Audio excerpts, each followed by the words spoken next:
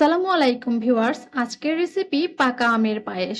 Normal ফ্রিজে রেখে ঠান্ডা করে এটি খেলে এত বেশি মজা হয়, চাইলে এটি একবার হলেও ট্রাই করে দেখতে পারেন। আর এই পায়েসটি বানানো যতটা সহজ, খেতেও কিন্তু ততটাই মজার।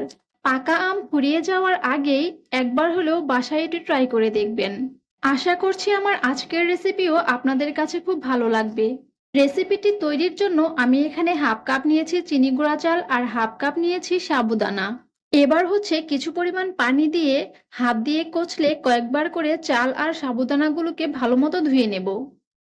এই তো কয়েকবার করে ধুয়ে নেওয়ার পর পানিটা ঝরিয়ে নিয়েছি। এখন চুলায় একটি পাত্র বসিয়ে এখানে 1.5 লিটার পরিমাণ দুধ দিয়েছি। আপনারা চাইলে এখানে 1 লিটার পরিমাণ দুধও নিতে পারেন। আর দিয়ে দিলাম কিছু তেজপাতা, এলাচ আর দারচিনি।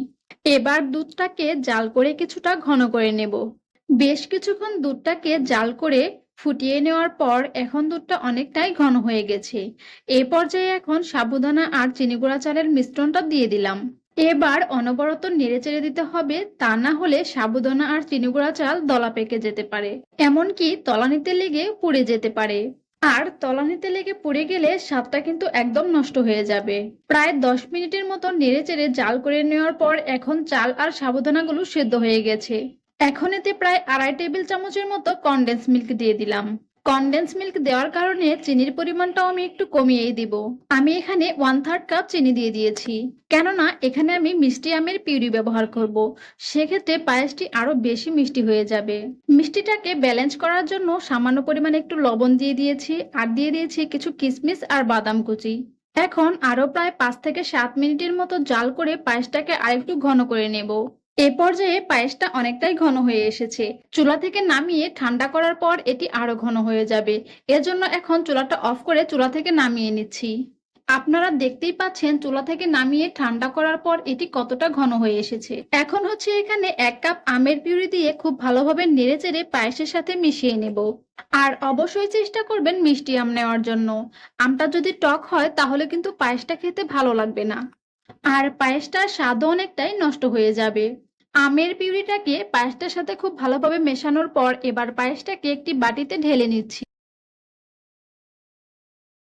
ডেকোরেশনের জন্য পায়েসের উপর দিয়ে কিছু কিশমিশ, কাজু বাদাম, কাঠবাদাম আর পেস্তা বাদাম কুচি দিয়ে দিলাম।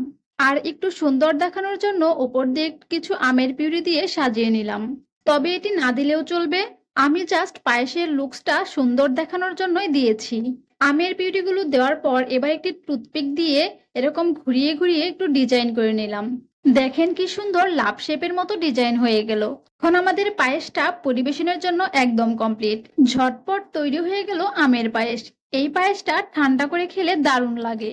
বাসার সবাই এই পায়েসটি খেতে খুব পছন্দ করে, তাই প্রতি বছর আমের সিজনে বাসায় একবার হলেও এই পায়েসটি বানিয়ে থাকি। আশা করছি আমার আজকের রেসিপিটিও আপনাদের কাছে খুব ভালো লেগেছে।